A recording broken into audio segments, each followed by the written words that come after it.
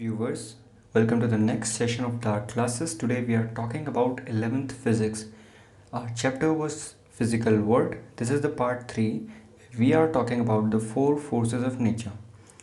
इस सेक्शन में हम फोर्सेस के बारे में बात करने वाले हैं. So let us talk what actually is a force. Okay, force is a thing or an entity which tends to do things. Okay, force यानी कि अगर हम नॉर्मल टॉकिंग में भी बात करें तो फोर्स एक ऐसी एंटिटी, एक ऐसी शक्ति होती है या फिर एक ऐसी चीज़ होती है जो किसी भी काम को करवाती है.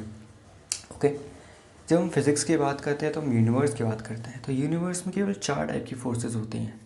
फोर्सेस बहुत सारे काम कराती हैं. लाइक अभी हम इस अर्थ से अटैच हैं तो उसमें ग्रेविटेशनल फोर्स की का काम है. हमारे जो सेल्स हैं उनके अंदर जो एटम्स हैं उनके अंदर जो न्यूट्रॉन्स हैं, इलेक्ट्रॉन्स हैं, प्रोटॉन्स हैं, वो सारे इलेक्ट्रोमैग्नेटिक फोर्स की वजह से और न्यूक्लियर फोर्सेस की वजह से जुड़े हुए हैं. So now let us talk about each and every force in detail. Number 1, gravitational force. Okay, इसके लिए एक फॉर्मूला होता है F=G(m1m2/r²). अब इसके बारे में आप डिटेल में पढ़ेंगे जब आपका ग्रेविटेशन का चैप्टर आ जाएगा, बट मैं आपको शॉर्ट में बताता हूँ. M1 and M2 are to bodies और M1 M2 उनका मास है. ओके, R का मतलब होता है रिलेटिव डिस्टेंस बिटवीन ऑब्जेक्ट्स. अगर हम दो ऑब्जेक्ट्स के बीच में एक सेंटर बना दें, उसको एक लाइन में खींच लें तो वो होगा R. ना उसकी कुछ प्रॉपर्टीज़ के बारे में जान लेते हैं. It is always attractive. Okay, gravitational force कभी रिपेल नहीं करती है, मैग्नेट की तरह रिपेल नहीं करती, बट ऑलवेज अट्रैक्ट करती है. It follows the inverse square law. Inverse square law वैसे तो आप आगे पढ़ेंगे बट मैं उसको आपको बताता हूँ. देखिए, इसके फॉर्मूले में आ रहा है upon r². So that is inverse square law. यानी कि जितना जितना जो डिस्टेंस है इसकी अगर डबल यानी कि उसको अगर जो उसका स्क्वायर है अगर उसके हिसाब से कम करते रहें तो फोर्स बढ़ती जाएगी. यानी कि जितना ये पास आएंगे उतना ही फोर्स बढ़ती जाएगी और जितना हम इसे दूर करेंगे उतना ही ये घटती जाएगी. Third property is that it is central force. यानी कि सेंट्रल फोर्स का मतलब क्या है, यानी कि एक लाइन में काम करता है. उन जो ऑब्जेक्ट्स हैं उनको जो जोड़ने वाली जो एक लाइन है, एक इमेजिनरी लाइन है, उसी के सेंटर में काम करेगा. यानी कि उससे इधर उधर नहीं होगा, जिगजैग मोशन नहीं करेगा, यानी कि केवल एक लाइन में बना रहेगा. Now this is very important. This is the weakest force in our nature. Weakest कैसे? अब आप सोच रहे होंगे इसने पूरे यूनिवर्स को बाइंड कर रखा है तो इतना वीकेस्ट क्यों है. देखिए, ये काफ़ी ओमनी डायरेक्शनल फोर्स है. ये हर जगह मौजूद है सिवाय माइक्रोस्कोपिक ऑब्जेक्ट्स में, यानी कि जैसे कि हमारे इलेक्ट्रॉन्स एंड प्रोटॉन्स, उस पर दूसरी फोर्सेस काम करती हैं. ये वीक इसलिए है क्योंकि ये काफ़ी जगह प्रेजेंट है. और ऐसा भी नहीं है कि हर एक ऑब्जेक्ट का मास काफ़ी ज़्यादा होता है. कुछ ऑब्जेक्ट्स बहुत स्मॉल होते हैं तो उनमें ग्रेविटी उतना काम नहीं करती. बट हाँ, जिनका ऑब्जेक्ट बहुत ज़्यादा, जिनका मास बहुत ज़्यादा होता है, जैसे ब्लैक होल्स हो गए, उनकी डेंसिटी, उनका मास बहुत ज़्यादा होता है, तो उनकी ग्रेविटेशनल फोर्स भी ऑब्वियसली बहुत ज़्यादा होती है. Now there is a long range force. यानी कि अभी भी जितने भी चारों फोर्सेज होती हैं उनमें सबसे ज़्यादा लॉन्ग रेंज इसी की होती है. This is conservative. या दिस इज़ इम्पॉर्टेंट. कंजर्वेटिव का मतलब होता है जो उसमें वर्क किया जाएगा वो रिकवरेबल है. अब ये चीज़ काफ़ी इंपॉर्टेंट बट आपको अभी समझ नहीं आएगी. आगे के सेशंस में आपको बताता जाऊँगा जैसे जैसे ये टॉपिक आएगा वर्क का. Second force. ओके, ये सेशन थोड़ा लंबा हो सकता है क्योंकि इसमें हम चारों फोर्सेस के बारे में बताएंगे. So watch it till the end.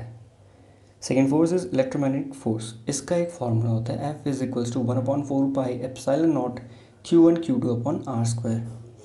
देखिए, इलेक्ट्रोमैग्नेटिक फोर्स और चार्जेस के बारे में आप 12th के फर्स्ट चैप्टर में पढ़ेंगे, बट अगर आपको शॉर्ट में समझना है तो मैं बताता हूँ. Q1 और Q2 होते हैं चार्जेस. चार्ज का मतलब पॉजिटिव और नेगेटिव. जैसे electron is a negative charge, proton is a positive charge. Electron protons के बारे में भी शायद से आपने पढ़ा होगा, कहीं ना कहीं तो सुना ही होगा.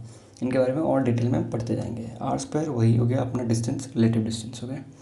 नाउ 4πε0 ये एक कांस्टेंट है. इसकी वैल्यू देखे जाए तो एप्सिलॉन नॉट की वैल्यू होती है 8.854 × 10⁻12 c² Newton inverse metre inverse 2. इसको खैर आप भूल जाइए, अभी इनकी प्रॉपर्टीज़ को पढ़ते हैं.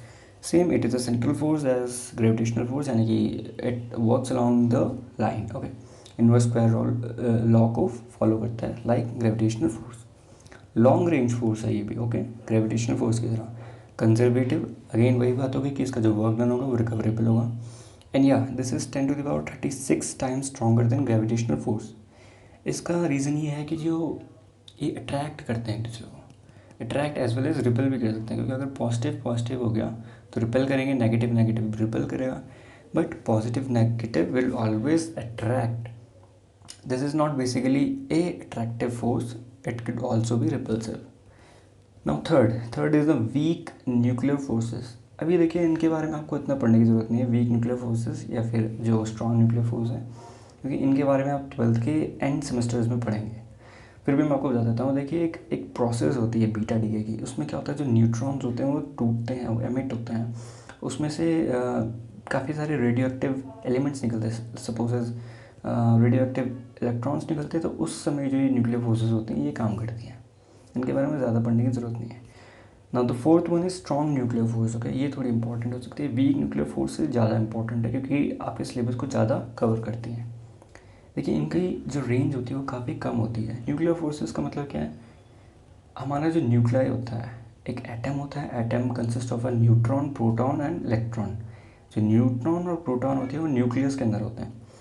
ना न्यूक्लियस काफ़ी डेंस होता है. वो इतना डेंस होता है, सपोज एक स्टेडियम के अंदर एक पी यानी कि एक मटर को रख दिया जाए तो वो इतना ज़्यादा डेंस होता है. अब इतने डेंस पार्ट में इतने हैवी मास वाले प्रोटॉन्स और न्यूट्रॉन्स को रखना कोई आसान बात नहीं है. उनको हम ग्रेविटी या इलेक्ट्रोमैग्नेटिक फोर्स से नहीं रख सकते हैं. वहाँ पे स्ट्रॉन्ग न्यूक्लियर फोर्स का काम आता है.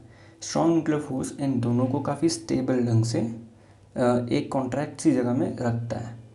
जो इलेक्ट्रॉन्स जो मूव करते हैं एटम्स में, वो इलेक्ट्रोमैग्नेटिक फोर्स की वजह से मूव करते हैं. बट इलेक्ट्रोमैग्नेटिक फोर्स की रेंज भी न्यूक्लियस यानी कि 10⁻⁻15 मीटर्स इतने प्रिसाइज से स्पेस में नहीं काम कर पाती है. इसीलिए वहाँ पे स्ट्रॉन्ग न्यूक्लियर फोर्स काम करती है. इसकी कुछ प्रॉपर्टीज़ पढ़ लेते हैं. It is always attractive, it is a short range, यानी कि इसकी जो रेंज होती है वो काफ़ी कम होती है, एक एटम के न्यूक्लियस के बराबर. दिस इज़ नॉन सेंट्रल, यानी कि नॉन सेंट्रल है. This is non conservative and some things like that. Okay, so इससे पता चलता है कि जो ग्रेविटेशनल फोर्स है, इलेक्ट्रोमैग्नेटिक फोर्स है, वो सिमिलर है. वहीं उनके opposite weak nuclear and strong nuclear forces हैं. So yeah, this is the end of the session. I hope you all enjoyed and learned some new facts about forces of our nature. और हाँ, हमारे physical world वाले chapter का भी यहीं पे दी and होता है.